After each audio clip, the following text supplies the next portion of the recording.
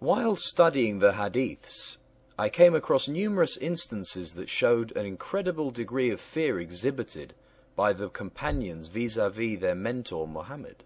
Will you explain? Our listeners should keep in mind that the pagan Arabs of Medina, especially the Aus and Khazraj, called the Ansar for supporting Muhammad, were blood related to the Judaized Arabs through intermarriages and alliances such as the Bani Nadir, Bani Qaynuqa, and Bani Qurayza. They were very highly influenced by stories that the Judaized Arabs used to recite to them about the coming of their Messiah, who would lead them to victory over their enemies and would restore to them the kingdom of Judah. On the whole, the Jews and later the Judaized Arabs exerted a great influence upon the pagan Arabs, since, firstly, they were well versed in economics and could hence manage the economy of those regions, and secondly, compared to the pagan Arabs, they were lettered as the people of the book, and consequently possessed higher learning than the Arabs, who were quite illiterate. They used to narrate tales and talk about many very interesting and entertaining biblical stories with the pagan Arabs, hence gaining their considerable respect. While the absolute majority of the pagan Arabs could neither read nor write, most of the Jews and Judaized Arabs were familiar with reading and writing. The faith of the Jews exerted such a strong influence that a group of the Quraysh tribe, namely Banu Qunana, embraced Judaism without coercion. The Aus and Khazraj were thus very susceptible to the idea of the coming of such a leader. After he had insinuated himself among the ignorant, illiterate, gullible, and superstitious pagan Arabs of Medina, Muhammad, as the alleged messenger of Allah, played upon their weaknesses to such an extent that they actually believed that he was the Arabian version of the Messiah, who could intercede with Allah into sending any of them who would contradict him to Jahannam, hell, but those who believed and obeyed him to eternal sensual and sexual pleasures in paradise. Even the fearless and ruthless Umar ibn al-Khattab was in terror of him. Sahih al-Bukhari Hadith 5.494, narrated by Zayd bin Aslam. My father said, Allah's Apostle was proceeding at night on one of his journeys, and Umar ibn al-Khattab was going along with him. Umar ibn al-Khattab asked him about something, but Allah's Apostle did not answer him. Umar asked him again, but he did not answer him. He asked him again for the third time, but he did not answer him. On that, Umar ibn al-Khattab addressed himself, saying, May your mother be bereaved of you, O Umar, for you have asked Allah's Apostle thrice, yet he has not answered you. Umar added, Then I made my camel run fast and took it in front of the other Muslims, as I was afraid that something might be revealed in my connection. Sahih al-Bukhari Hadith 7.115, narrated by Ibn Umar. During the lifetime of the Prophet, we used to avoid chatting leisurely and freely with our wives, lest some divine inspiration might be revealed concerning us. But when the Prophet had died, we started chatting leisurely and freely with them. The most remarkable attributes of the Ahadith, in general, is that they portray and reveal Muhammad's character and deeds in an extremely negative manner, not befitting any decent human being, let alone an alleged prophet.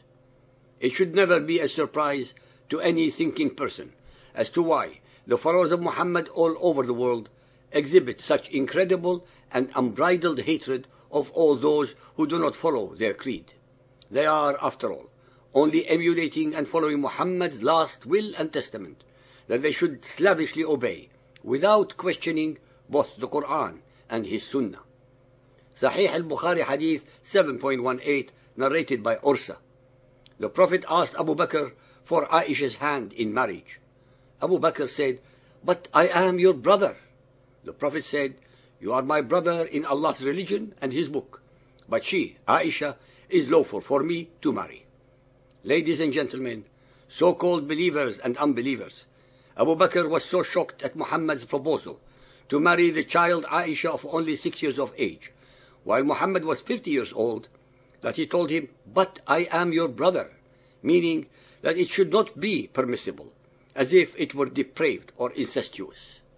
This single word, but, lakin in Arabic, speaks volumes about Abu Bakr's state of shock and disbelief regarding Muhammad's unseemly request, which of course turned out to be an unchallengeable demand. Even a pagan such as Abu Bakr found it inappropriate, if not offensive, for a 50-year-old man to have sexual intercourse with a totally immature and innocent 6-year-old female child.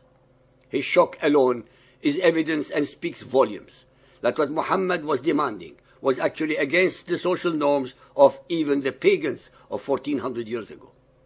We shall, of course, receive the usual comments by Mohammedans and their apologists denying the importance of the word but, so as to downplay or overlook the enormity of Muhammad's immorality. Unfortunately, Abu Bakr, like all the other gullible followers of Muhammad, actually believed that he was the messenger of Allah and was totally petrified to go against his wishes or demands. Muhammad was able to fulfill each and every one of his fantasies by introducing an alleged divine verse to back him up. In this manner, with Allah always and very conveniently at his beck and call, Muhammad was able to justify all his actions, deeds, misdeeds, lust, hatreds, anger and desires without any mere mortals to challenge him, the messenger of Allah. Al-Tirmidhi Hadith 194, narrated by Jabir ibn Abdullah. Umar ibn Khattab brought to Allah's messenger a copy of the Torah and said, Allah's messenger, this is a copy of the Torah. He, Allah's messenger, kept quiet, and he, Umar, began to read it. The color of the face of Allah's messenger underwent a change, whereupon Abu Bakr said, would that your mother mourn you. Don't you see the face of Allah's messenger?